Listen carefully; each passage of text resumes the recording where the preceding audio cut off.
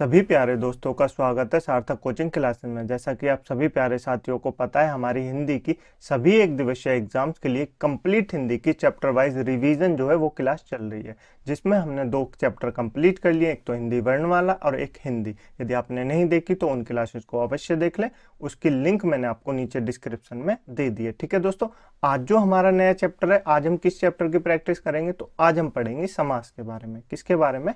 समास के बारे में। समास से जितने इंपोर्टेंट क्वेश्चन बन सकते थे, समास क्या होता है, क्या कैसे समास होते हैं, कितने होते हैं, वो सब मैं आपको इस क्लास में बताऊंगा। ठीक है, लेकिन इससे पहले मुझे ऐसी उम्मीद है कि आपने थ्योरी क्लासेस कर ली होगी हिंदी की, जो मैंने आपको कंप्लीट करा दी है। ठीक है, यदि नहीं किए तो उसको पहले कर लें, क्योंकि थ्योरी में जितना समझा सकते हैं उतना इसमें नहीं बता सकते, लेकिन मैं कोशिश करूंगा कि समास आपको कंप्लीट बता दूं इस क्लास में। तो पहले आप उन क्लासेस को अवश्य देख लें, फिर इस क्लास को देखें। ठीक है, तो चलिए बिना देर के हुए हमारी आज की क्लास स्टार्ट करते हैं। लेकिन उससे पहले जो प्यारे दोस्त नए हैं वो चैनल को सब्सक्राइब कर देंगे, वीडियो को लाइक कर देंगे, दोस्तों में शेयर कर देंगे। ठीक है दोस्तों, चलिए अपनी क्लास स्टार्ट करते हैं। पहला क्वेश्चन है दोस्तों हमारा, पूर्व पद संख्यावाची किस समास में होता है? पूर्व पद संख्यावाची किस समास में होता है, ये बताने से पहले मैं आपको बता दूं दोस्तों समास होता है क्या है। सबसे पहले तो मैं आपको यही बता दूं समास होता क्या है। तो समास का अर्थ क्या होता है दोस्तों? समास का अर्थ समास विग्रह नहीं होता। समास का अर्थ समास विग्रह नहीं होता। समास का अर्थ होता है संक्षिप्तीकरण। क्या होता है दोस्तों? समास का अर्थ होता है संक्षिप्तीकरण। अब आप कहेंगे संक्षिप्तीकरण कैसे होता है? जैसे मैं आपको लिख के दे दूं, क्या लिख के दे दूं? मैं लिख दूं रसोई के लिए घर। क्या लिख दूं? रसोई के लिए घर। ऐसे करके मैं आपके लिए लिख के दे दूं रसोई के लिए घर। ये मैंने लिख दिया। ये तो कहते हैं तो रसोई के लिए घर, ये क्या हो गया? ये तो अलग हो गया। अब मैं इसको छोटे में लिख के दिखाऊं तो क्या लिखूंगा? मैं लिख दूंगा सीधे रसोई घर। क्या लिख दूंगा? रसोई घर लिख दूंगा। क्या लिख दूंगा? रसोई घर लिख दूंगा। ये क्या हो गया? ये तो दोस्तों समास हो गया। ये क्या हो गया? समास हो गया। इससे संक्षिप्तीकरण हो गया। ये तो पहले कितना था? पहले इतना बड़ा था, रसोई के लिए घर लिख रहे थे हम, फिर हमने कितना लिख दिया? इतना सा लिख दिया सीधे रसोई घर। तो ये क्या हो गया? ये तो रसोई घर से हमने इसको बनाया तो क्या हो गया? समास विग्रह हो गया। क्या हो गया? समास विग्रह हो गया। लेकिन जब हमने इससे इसको बनाया तो क्या हो गया? संक्षिप्तीकरण हो गया, क्योंकि इतने बड़े को हमने छोटे में लिख दिया। रसोई के लिए घर ना कहने की जगह हमने रसोई घर कह दिया। और रसोई का अपना घर नहीं होता दोस्तों। लोग बोलते हैं रसोई का घर, रसोई का अपना घर नहीं होता, रसोई के लिए घर होता है। ठीक है, तो ये समास विग्रह आपसे पूछा जा सकता है, तो आप याद रखेंगे समास का अर्थ क्या होता है। तो आप कहेंगे समास का अर्थ होता है संक्षिप्तीकरण। क्या होता है? संक्षिप्तीकरण। किसी बात को छोटे बात में कहना, वो होता है समास का संक्षिप्तीकरण। ठीक है, क्लियर? याद रहेगा? बिल्कुल याद रहेगा। अब देखते हैं पूर्व पद संख्यावाची किस समास में होता है। क्या कर्मधारय में होता है? नहीं। क्या बहुब्रीहि में होता है? नहीं। क्या द्वंद्व में होता है? नहीं। तो आप कहेंगे द्विगु समास में होता है। क्या दोस्तों? द्विगु समास में पूर्व पद क्या होता है? संख्यावाची होता है। देखिए पद कितने होते हैं? तो आप कहेंगे पद 2 होते हैं। समास में 2 पद होते हैं। कौन सा? एक तो पूर्व पद होता है, एक तो पूर्व पद होता है, और एक उत्तर पद होता है। कौन कौन से होते हैं? एक तो पूर्व पद होता है, एक उत्तर पद होता है। पूर्व पद यानी पहला वाला, और उत्तर पद यानी बाद वाला। 2 पद होते हैं समास में, एक पहला वाला, एक दूसरा वाला है। ठीक है, पद याद रखेंगे, पूर्व पद और उत्तर पद, ये याद रखेंगे। तो संख्यावाची किस में होता है? द्विगु समास में होता है। अब संख्यावाची कैसे होता है? जैसे मैं आपके लिख दूं चौराहा। क्या लिख दूं? चौराहा। चौराहा मैंने लिख दिया। अब ये चौराहा क्या होता है दोस्तों? चौराहा आपने देखा होगा कभी, कैसा बना रहता है? ऐसे करके बना रहता है। ऐसे तो बना रहता है, इधर से रोड आ रही है, इधर से रोड आ रही है, इधर से रोड आ रही है, इधर से रोड आ रही है, यानी चारों तरफ से रोड आ रही है। चौराहा यानी 4 तरफ का राह। क्या दोस्तों? 4 राहों का समूह। क्या दोस्तों?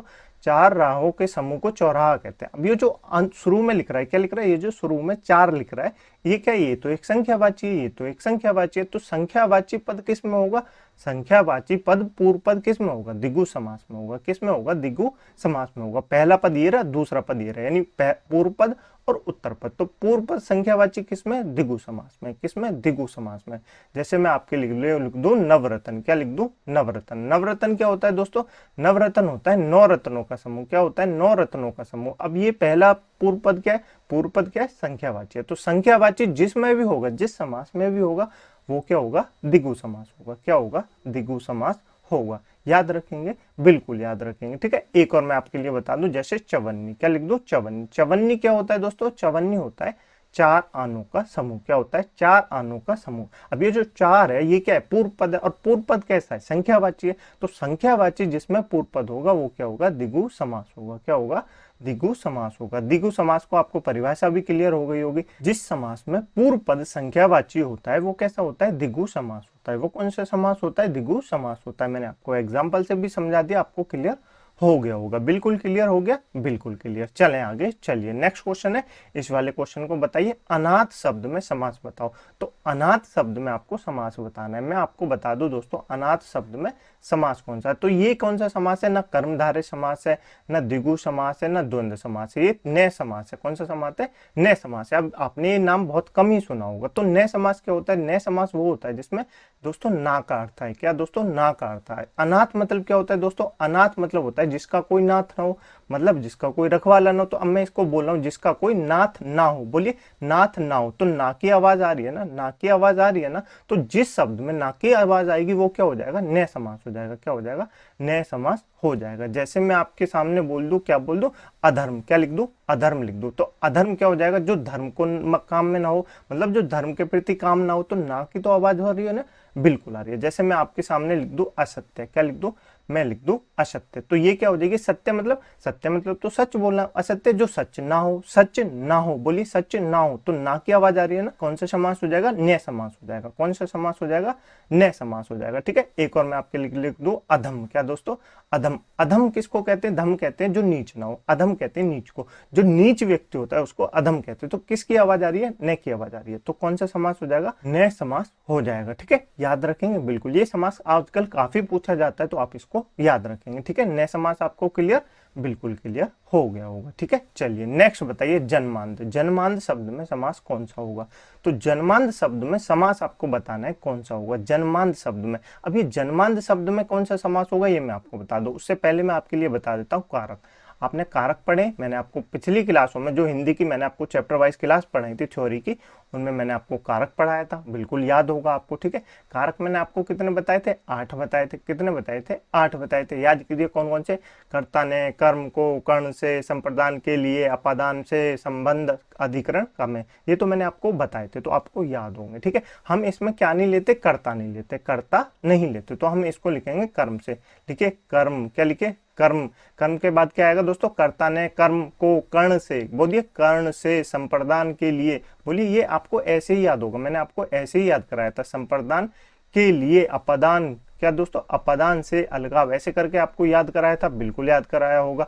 और क्या, संबंध। संबंध का, के, रा, री, रे, ने, और उसके बाद अधिकरण में, पर। ठीक है, ये मैंने आपको याद कराए थे, तो आपको याद होने चाहिए और काफी इंपॉर्टेंट है, तो आपको याद होने चाहिए। ये क्या है, ये दोस्तों तत्पुरुष समास है। ये क्या है, ये तत्पुरुष समास है। इनको पीछे तत्पुरुष लगा देंगे सबके पीछे, ये क्या हो जाएंगे, तत्पुरुष समास हो जाएंगे। तो जन्मांध में कौन सा समास हो जाएगा, वैसे जन्मांध में तत्पुरुष समास है, मैं आपको अभी बता देता हूं। पर इसमें भी तत्पुरुष समास में भी कौन सा तत्पुरुष है, क्या कर्म तत्पुरुष समास है, या क्या कर्ण तत्पुरुष समास है, या कर्ण संप्रदान तत्पुरुष समास है। तो ये तो हमको पता लगाना पड़ेगा ना। तो कर्म की विभक्ति क्या होती है, तो आप कहेंगे कर्म की विभक्ति होती है को। क्या होती है, को। बोलिए, कर्ता ने कर्म को कर्ण से, क्या दोस्तों, कर्ण से, संप्रदान के लिए। बोलिए संप्रदान के लिए। आपको ऐसे ही मैंने याद कराए थे और आपको ऐसे ही याद करने, जल्दी जल्दी बोलते हैं।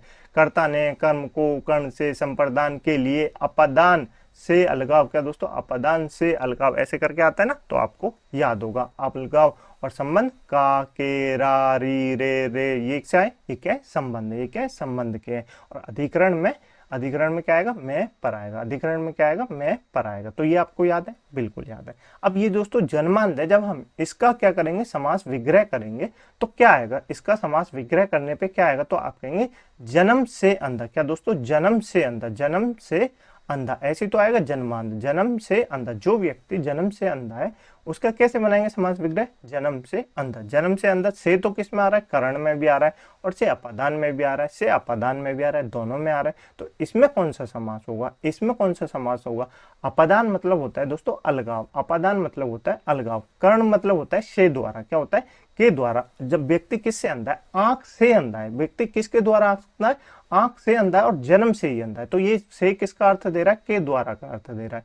किसका अर्थ दे रहा है, के द्वारा का अर्थ दे रहा है। तो इसमें कौन सा समास हो जाएगा, कर्ण तत्पुरुष समास हो जाएगा। कौन सा समास हो जाएगा, कर्ण तत्पुरुष समास हो जाएगा। क्लियर, आपको बिल्कुल क्लियर हो गए होंगे। ठीक है, तो ये आपको याद रखने, कारक याद रखने, कारकों के पीछे तत्पुरुष समास लगा देंगे तो वो तत्पुरुष समास हो जाएगा। लेकिन आपसे आजकल पता है क्या पूछा जाता है, आपसे सिर्फ तत्पुरुष समास लिख के नहीं देगा, आपको दे देगा कर्म तत्पुरुष समास, कर्ण तत्पुरुष समास। तो इसके लिए आपको ये आना चाहिए। ठीक है, कारकों की विभक्ति भी आपको पता होगी, ऐसे मैं उम्मीद कर सकता हूँ। यदि आपने वो क्लासेस नहीं देखी है ना थ्योरी वाली, तो उनको अवश्य देख लेना, ठीक है। चलिए अब दोस्तों ये क्या है, आजीवन। आजीवन में समास बताइए, आजीवन में समास कौन सा होगा।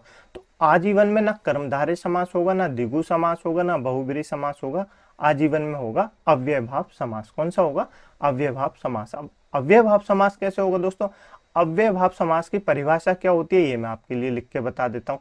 अव्ययभाव समास की परिभाषा क्या होती है दोस्तों, अव्ययभाव समास की परिभाषा आपको सिर्फ छोटी सी याद रखनी है। क्या याद रखनी है, जिस शब्द के आगे उपसर्ग लगाओ। क्या दोस्तों, जिस शब्द के आगे उपसर्ग लगाओ वो कौन से समास होते हैं, अव्ययभाव समास होते हैं। कौन से होते हैं, अव्ययभाव समास होते हैं। ये आपको याद रखना है। दूसरी आपको क्या याद रखनी है, पहली चीज मैंने आपको बताई क्या, जिस शब्द के आगे उपसर्ग लगाओ। क्या लगाओ, जिस शब्द के आगे उपसर्ग लगाओ वो क्या होंगे, वो अव्ययभाव समास होंगे। दूसरी आपको क्या याद रखनी है, जब शब्द की रिपीटेशन हो रही हो। क्या, जब शब्द की रिपीटेशन हो रही हो तब भी कौन सा समास होगा, अव्ययभाव समास होगा। अब रिपीटेशन कैसे, जैसे मैं लिख दूं धीरे धीरे, क्या लिख दूं, धीरे धीरे, ऐसे आता है ना धीरे धीरे, और मैं लिख दूं आपके लिए पल पल, ऐसे करके कुछ भी रिपीटेशन हो रहा है। जैसे मैं लिख दूं रातों रात, क्या लिख दूं, रातों रात लिख दूं। तो ये क्या हो रहा है, ये शब्द की रिपीटेशन हो रही है, शब्द की रिपीटेशन हो रही है एक से ज्यादा बार।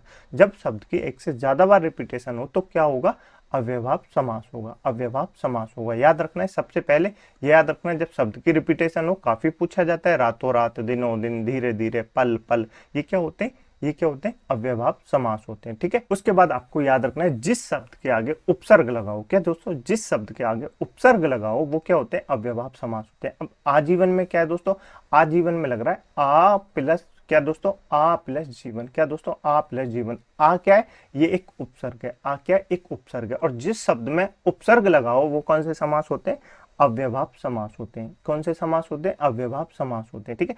जैसे मैं आपके सामने लिख दूं बेशरम, क्या लिख दूं, बेशरम। अब इस बेशरम में क्या लग रहा है, बे उपसर्ग लग रहा है।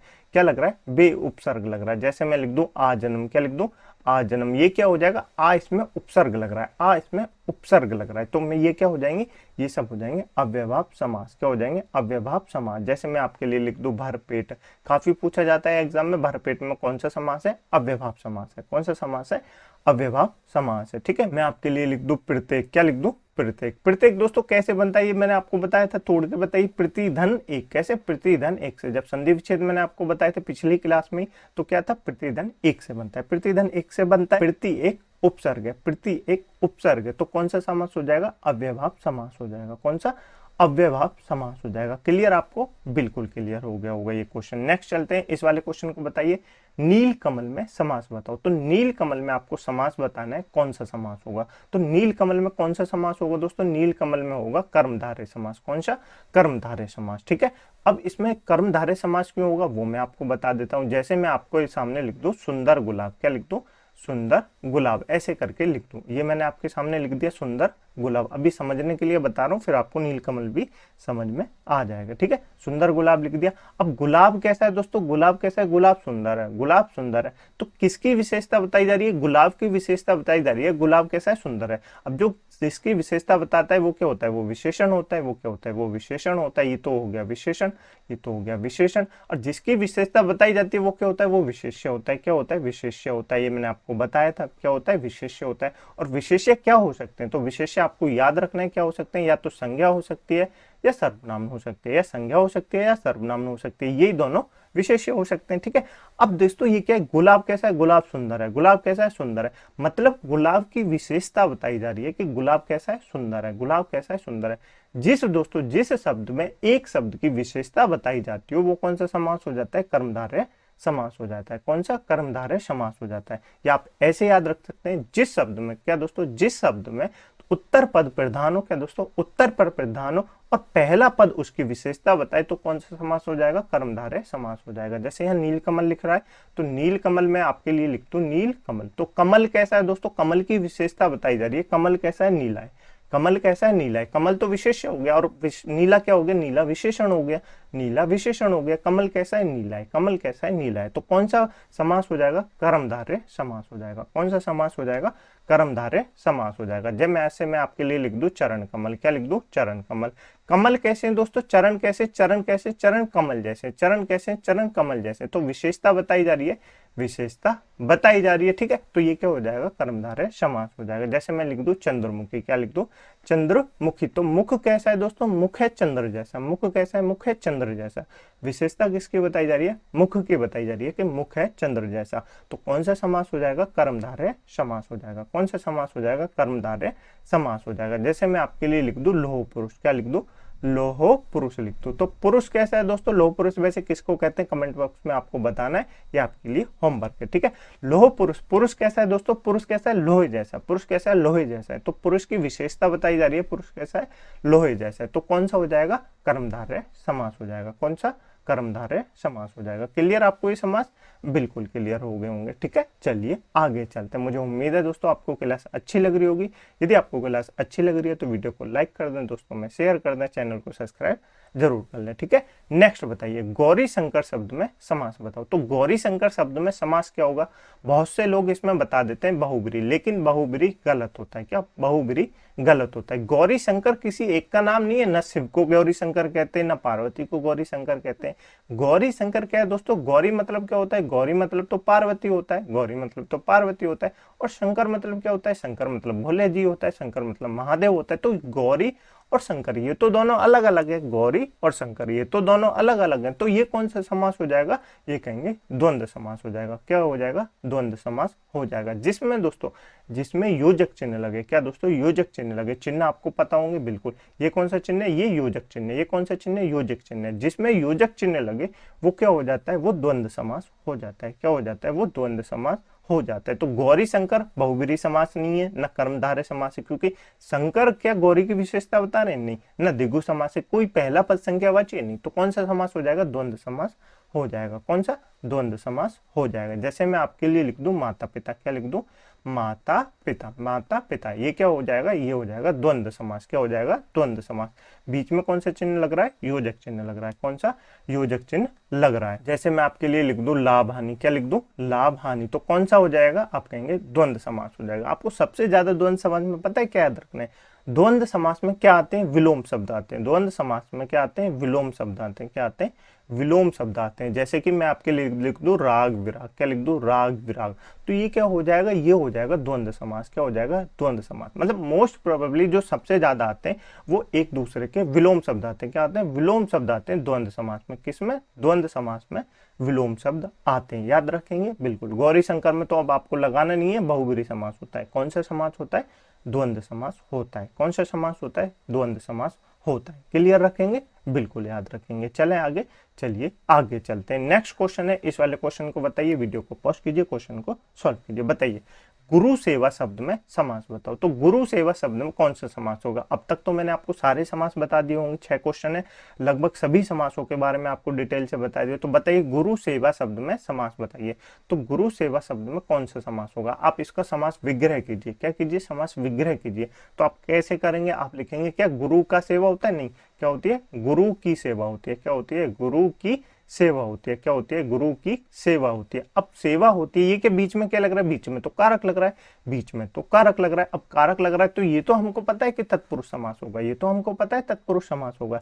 लेकिन तत्पुरुष समास में भी कौन सा समास होगा, तत्पुरुष समास में भी कौन सा समास होगा।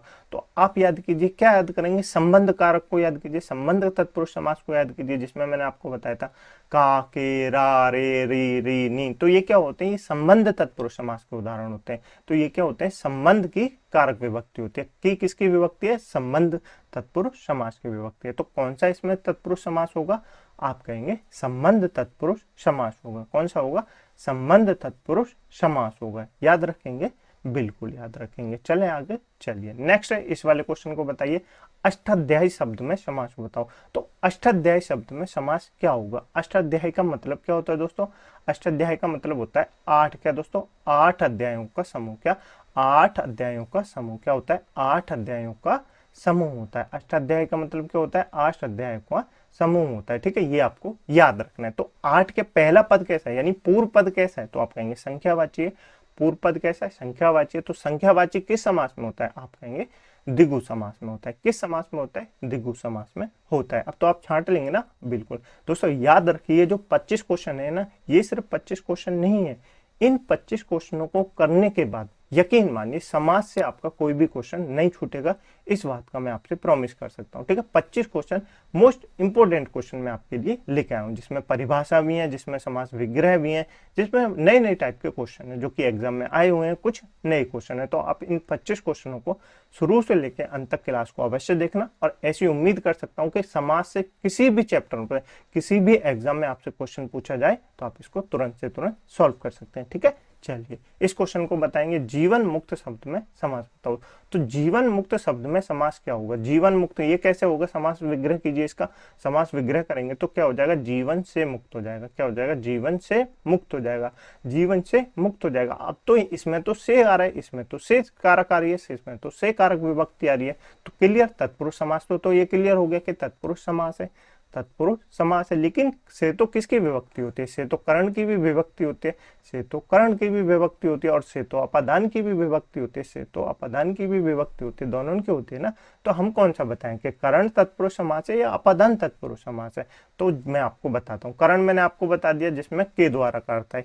अब दोस्तों अपादान में क्या बताते हैं? अपादान में अलगाव बताते हैं। क्या बताते हैं? अपादान में अलगाव बताते हैं। क्या बताते हैं? अपादान में अलगाव बताते हैं। जैसे जीवन से मुक्त, मतलब जीवन से मुक्त हो गया, जीवन जो है ना उससे अलग हो गया, जीवन जो है वो उससे अलग हो गया, तो जीवन से मुक्त हो गया मतलब अलगाव दिखा रहा है। अलगाव दिखा रहा है तो कौन सा समास होगा?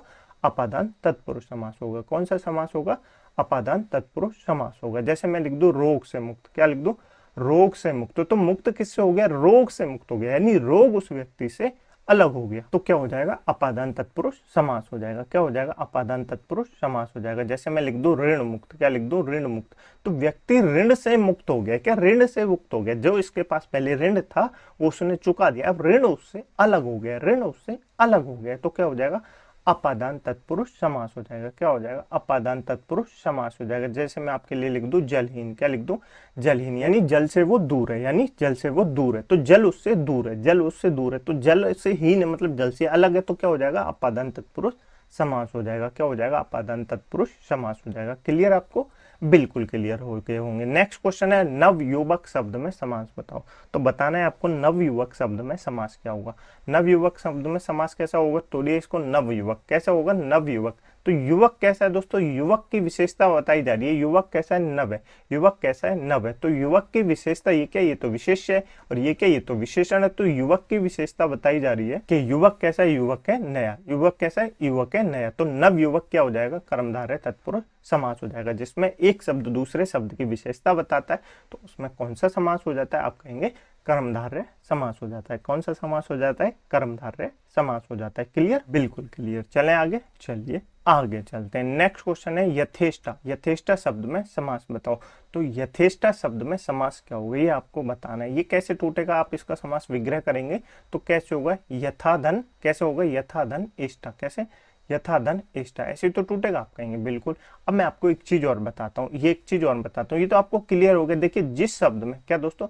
जिस शब्द के आगे यथा लगाओ, क्या लगाओ? यथा लगाओ, या जिस शब्द के आगे प्रति लगाओ, या जिस शब्द के आगे प्रति लगाओ। जैसे मैं आपके लिए लिख दूं यथा समय, क्या लिख दूं?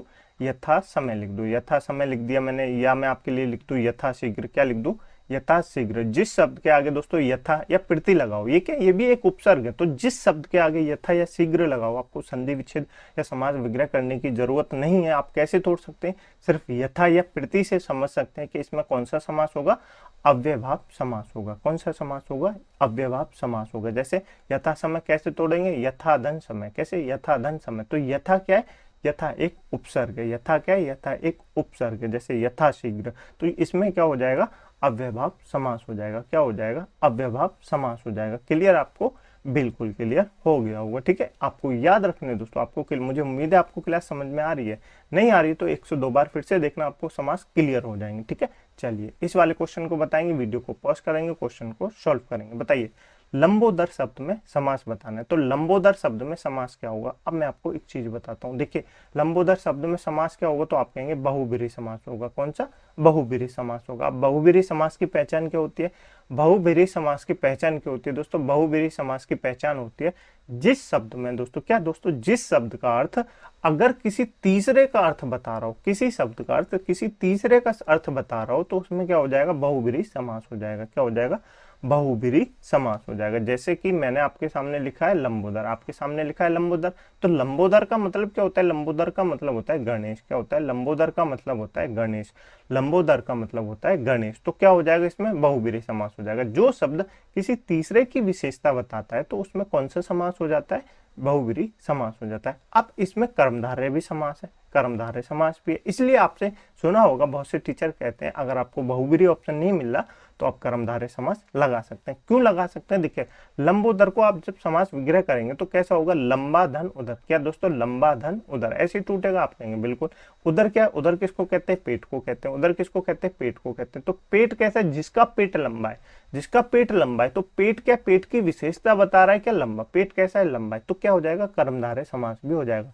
लेकिन हम प्रायोरिटी पे किसके रखते हैं? जब तीसरा अर्थ हम हमारे सामने कोई शब्द निकालता है, जैसे हमको पता है कि लंबोदर का अर्थ क्या होता है? गणेश भी होता है। क्या होता है? गणेश होता है। तो लंबोदर मतलब हम पहले बहुब्रीहि समास पे जाएंगे। किस पे जाएंगे? बहुब्रीहि समास पे जाएंगे। अगर बहुब्रीहि समास ऑप्शन में नहीं है तो हम कर्मधारय समास को चुनेंगे। ये आपको याद रखना है। तो इसमें कौन सा हो जाएगा? बहुब्रीहि समास हो जाएगा। जैसे मैं आपके लिए लिख दूं नीलकंठ। क्या लिख दूं? नीलकंठ। तो नीलकंठ किसको कहते हैं? आपको पता है, महादेव को कहते हैं। किसको कहते हैं? महादेव को कहते हैं। तो कौन सा समास हो जाएगा? बहुब्रीहि समास हो जाएगा। कौन सा समास हो जाएगा? बहुब्रीहि समास हो जाएगा। जैसे मैं आपके सामने लिख दूं माखन चोर। क्या लिख दूं? माखन चोर। तो माखन चोर किसको कहते हैं? आप कहेंगे किसको कहते हैं? भगवान श्री कृष्ण को कहते हैं। किसको कहते हैं? भगवान श्री कृष्ण को कहते हैं। तो कौन सा समास हो जाएगा? बहुब्रीहि समास हो जाएगा। क्लियर? बिल्कुल क्लियर। बहुब्रीहि समास आपको समझ में आया? बिल्कुल समझ में आ गया होगा। ठीक है, इस वाले क्वेश्चन को बताएंगे। जिस समास में उत्तर पद प्रधान होने के साथ ही साथ पूर्व पद तथा उत्तर पद में विशेषण और विशेष्य का संबंध भी होता है उसे कौन सा समास कहते हैं? तो अब तो आप 1 से 2 सेकंड में बता सकते हैं कि विशेषण और विशेष्य का संबंध किस समास में बताया जा रहा था। तो आप कहेंगे कर्मधारय समास में बताया जाता है। किसमें?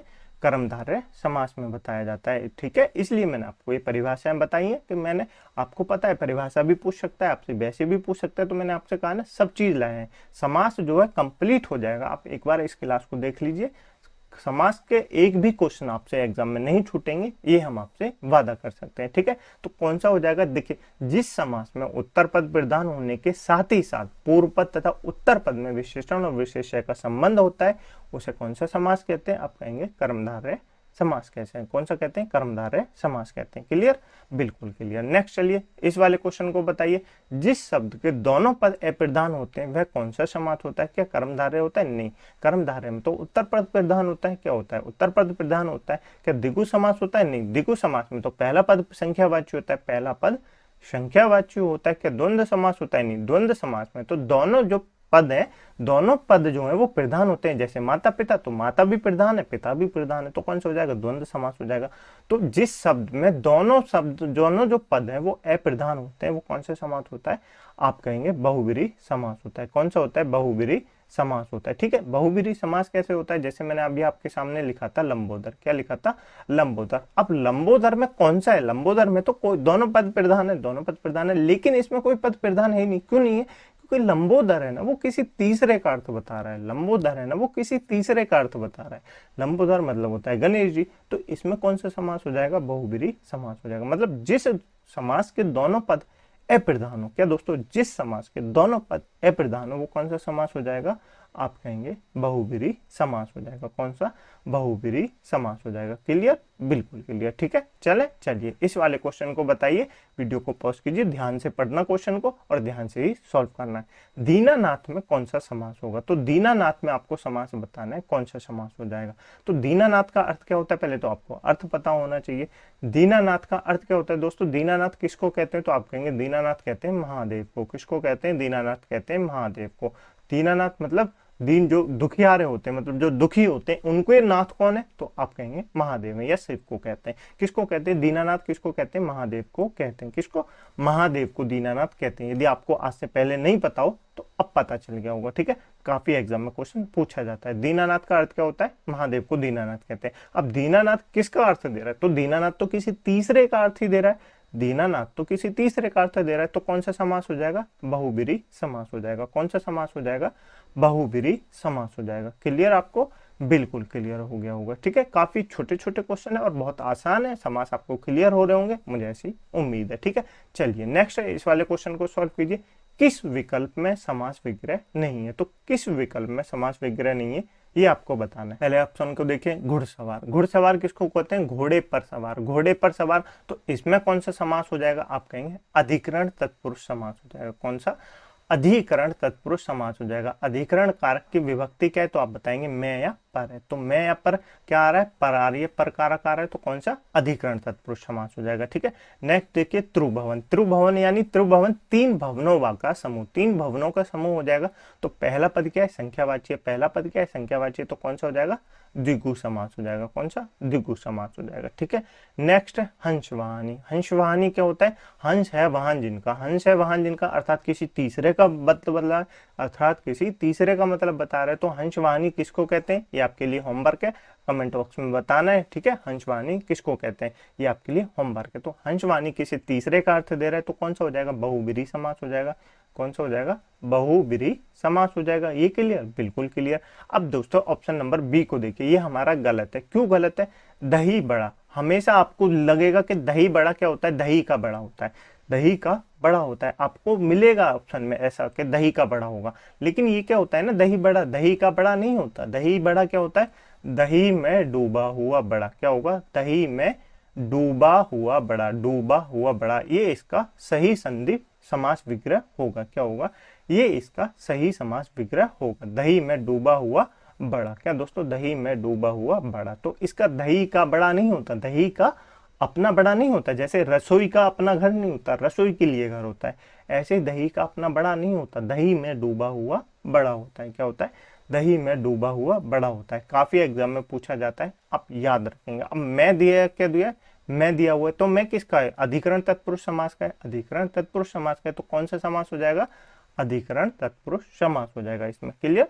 दही बड़ा काफी पूछा जाता है, तो आप नोट करेंगे इंपोर्टेंट करके। ठीक है, चलें आगे। चलिए आगे चलते हैं। नेक्स्ट क्वेश्चन है, इस वाले क्वेश्चन को सॉल्व करेंगे। किस विकल्प में समास विग्रह नहीं है? तो किस विकल्प में समास विग्रह सही नहीं है बताइए? लाभ हानि। लाभ और हानि बिल्कुल है, तो कौन सा समास हो जाएगा? कौन सा चिन्ह लग रहा है? योजक चिन्ह लग रहा है, द्वंद्व समास हो जाएगा। कौन सा? द्वंद्व समास हो जाएगा। पूर्व पद प्रधान और उत्तर पद प्रधान, तो कौन सा समास? आप कहेंगे द्वंद्व समास हो जाएगा। ठीक है, आजीवन। आजीवन में कौन सा समास हो जाएगा? आ क्या लग रहा है? उपसर्ग लग रहा है, तो उपसर्ग किस में होता है? अव्ययभाव समास में होता है। कौन सा? अव्ययभाव समास हो जाएगा। जीवन पर्यंत बिल्कुल सही है। ये देखिए, सूत पुत्र। सूत पुत्र क्या होता है? सूत का पुत्र होता है। सूत का किसके होते हैं? संबंध तत्पुरुष समास को हो जाएंगे। ऑप्शन नंबर सी को देखिए, ये हमारा गलत है। क्यों गलत है? दशनन। दशनन का अर्थ क्या होता है? 10 हैं जो आनंद। तो ये 10 ऐसे नहीं लिखा जाता है, ऐसे लिखा जाता है 10 हैं जो आनंद। अर्थात किसको कहते हैं? दशानन किसको कहते हैं? रावण को कहते हैं। किसको कहते हैं? रावण को कहते हैं। तो ये क्या हो जाएगा? ऑप्शन नंबर सी हमारा बिल्कुल गलत हो जाएगा। क्लियर? आपको बिल्कुल क्लियर हो गया होगा। ठीक है, चलिए नेक्स्ट है, इस वाले क्वेश्चन को बताइए। शिव अर्पण शब्द में कौन सा समास होगा? तो शिव अर्पण शब्द में कौन सा समास होगा? तो आप इसका समास विग्रह करेंगे तो क्या हो जाएगा? समास विग्रह करेंगे तो क्या हो जाएगा? आप कहेंगे शिव को अर्पण। क्या हो जाएगा? शिव को अर्पण हो जाएगा। क्या हो जाएगा? शिव को अर्पण हो जाएगा। क्या हो जाएगा? शिव को अर्पण हो जाएगा। तो अब आप कहेंगे इसमें तो को विभक्ति आ रही है, इसमें तो कर्म हो जाएगा, इसमें तो कर्म हो जाएगा, लेकिन इसमें दोस्तों कर्म नहीं होगा। कर्म नहीं होगा। देखिए, इसमें संप्रदान तत्पुरुष समास होगा। संप्रदान तत्पुरुष समास होगा, यानी ऑप्शन नंबर ए बिल्कुल सही है। अब संप्रदान तत्पुरुष समास क्यों होगा? संप्रदान तत्पुरुष समास का अर्थ क्या होता है दोस्तों? संप्रदान में भी को का अर्थ आता है, और लेकिन इसके को का अर्थ क्या होता है? इसके को का अर्थ होता है के लिए। क्या होता है? के लिए। तो हम किसको अर्पण कर रहे हैं? शिव के लिए अर्पण। क्या दोस्तों? शिव को अर्पण नहीं, शिव के लिए अर्पण। क्या दोस्तों? शिव के लिए अर्पण। तो शिव के लिए अर्पण किसका अर्थ देगा? संप्रदान तत्पुरुष समास का अर्थ देगा। किसका? संप्रदान तत्पुरुष समास का अर्थ देगा। क्लियर? बिल्कुल क्लियर। ठीक है, नेक्स्ट है, इस वाले क्वेश्चन को बताइए। इनमें से किस समास पदिक का विग्रह सही नहीं है? तो किसका विग्रह सही नहीं है ये आपको बताना है। पाप पुण्य, पाप और पुण्य बिल्कुल सही लिखा हुआ है। कौन सा समास हो जाएगा? द्वंद्व समास हो जाएगा। मक्खी चूस, बहुत कंजूस व्यक्ति, कौन सा समास हो जाएगा? किसके बारे में बता रहा है? किसी तीसरे व्यक्ति के बारे में बता रहा है, तो कौन सा हो जाएगा? आप कहेंगे कौन सा हो जाएगा? बहुव्रीहि समास हो जाएगा। ठीक है, नेक्स्ट है सद्गुण। सद्गुण क्या होता है? सत है जो गुण। सत है जो गुण बिल्कुल सही लिखा हुआ है। अब देखिए पीतांबर, ऑप्शन नंबर बी को देखिए। पीतांबर, पीला है जो कपड़ा। कपड़ा, ये ठीक तो हो जाता दोस्तों, ये ठीक तो हो जाता, लेकिन यहाँ कपड़े की जगह अंबर लिखा होता है। क्या लिखा होता?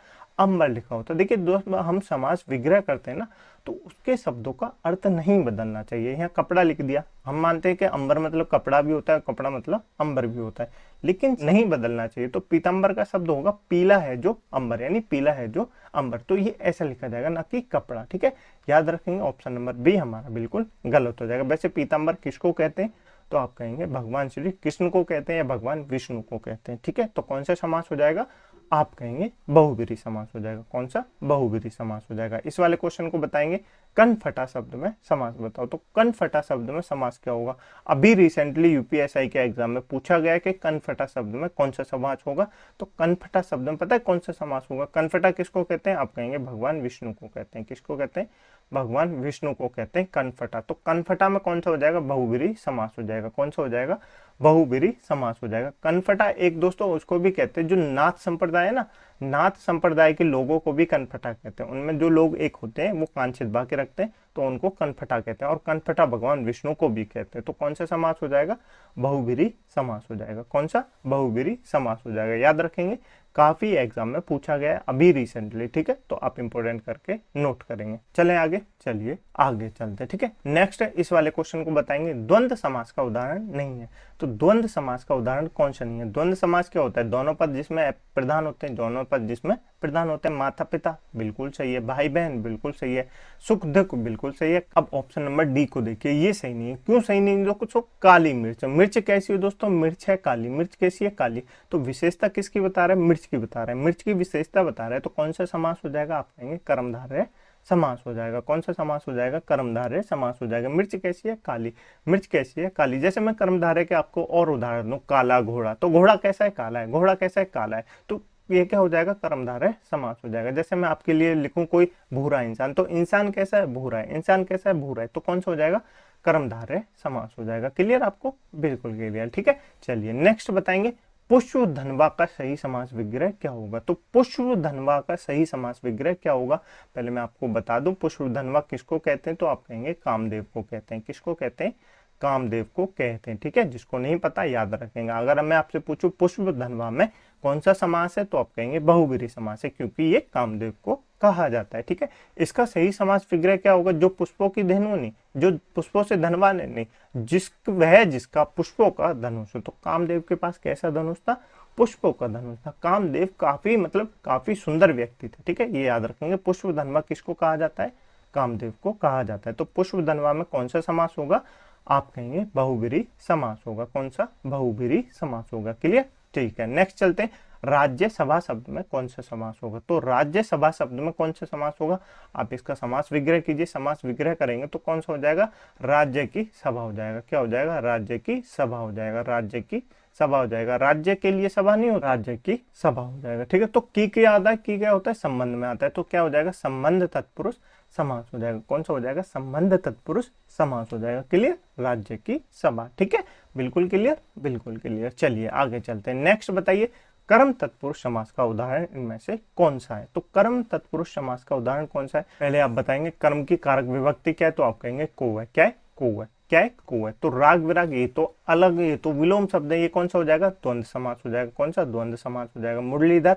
किसी तीसरे पद को बता रहे हैं, यानी भगवान कृष्ण के बारे में बता रहे, तो कौन सा हो जाएगा, बहुब्रीहि समास हो जाएगा। लोमहर्ष, लोमहर्ष क्या होता है दोस्तों, लोमहर्ष क्या होता है, लोमहर्ष क्या होता है, तो आप कहेंगे इसका समास विग्रह करेंगे लोम प्लस अर्थ। क्या दोस्तों, लोम को हर्षित करने वाला, लोम को हर्षित करने वाला, ये क्या हो जाएगा, ये इसका समास विग्रह हो जाएगा। को क्या होता है, को इसको होता है। लोम मतलब क्या होता है, लोम मतलब होता है जो आपके अंदर है ना, हृदय, हृदय मतलब हृदय, हृदय से गदगद हो जाना, कहते हैं ना, मैं हृदय से गदगद हो गया, तो उसी को कहते हैं लोम हर्षित। तो हृदय के अंदर तक गदगद हो जाना, तो क्या हो जाएगा, लोम को हर्षित करने वाला। क्या हो जाएगा, कर्म तत्पुरुष समास हो जाएगा। यानी ऑप्शन नंबर सी हमारा बिल्कुल सही है। 62 में क्या हो जाएगा, 62 में अब मैं आपको बताता हूँ 62 में क्या हो जाएगा। देखिए आपको द्विगु समास तो क्लियर है, 62 कैसे लिखेंगे, आप कहेंगे ऐसे लिखेंगे, ये तो द्विगु समास हो जाएगा, आप कहेंगे लेकिन इसमें द्विगु समास नहीं होता। देखिए द्विगु समास और द्वंद्व समास में अंतर क्या है। देखिए द्वंद्व समास में जैसे एक लिखा, पहला पद संख्यावाची हो, 2 हो, 3 हो, 4 हो, 5 हो, पहला पद संख्यावाची हो तो क्या हो गया,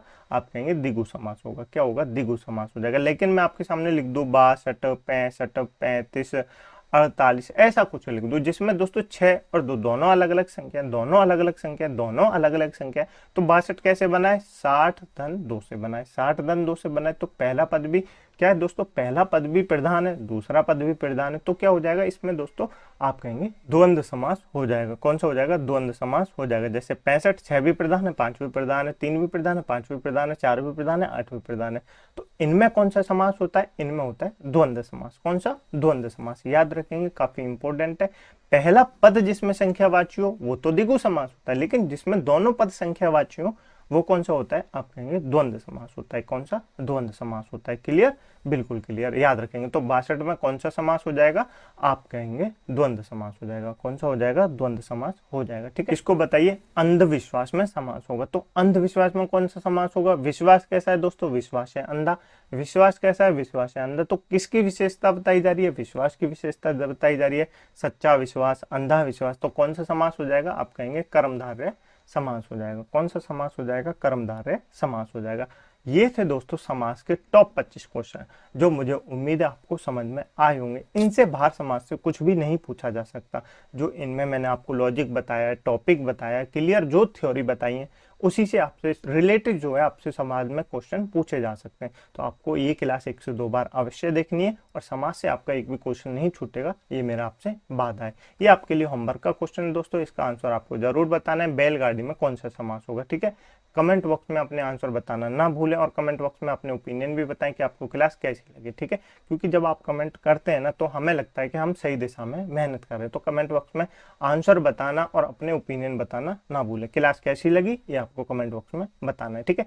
इस क्लास की पीडीएफ डाउनलोड करने के लिए आप हमारे टेलीग्राम ग्रुप को ज्वाइन कर सकते हैं, जिसकी लिंक मैंने आपको नीचे डिस्क्रिप्शन में दे दी है। वहां जाके आप टेलीग्राम ग्रुप को ज्वाइन कर लेना, उससे पीडीएफ डाउनलोड कर लेना, फिर 1 से 2 बार क्वेश्चनों को सॉल्व करना, क्लास को 1 से 2 बार देखना, और समास आपका बिल्कुल क्लियर हो जाएगा, ठीक है। ऐसी मैं उम्मीद कर सकता हूँ, ठीक है। चलिए मिलते हैं अगली क्लास में ऐसे ही एक नए चैप्टर के साथ। उसके भी टॉप 25 क्वेश्चनों को करेंगे, जैसे हमने समास को क्लियर किया ऐसे ही उस चैप्टर को क्लियर करेंगे, ठीक है। तो चलिए मिलते हैं अगली क्लास में एक नए चैप्टर के साथ। तब तक के लिए अपना ध्यान रखिएगा और पुरानी क्लासों का रिवीजन अवश्य करते रहिए, ठीक है। जय हिंद, जय भारत।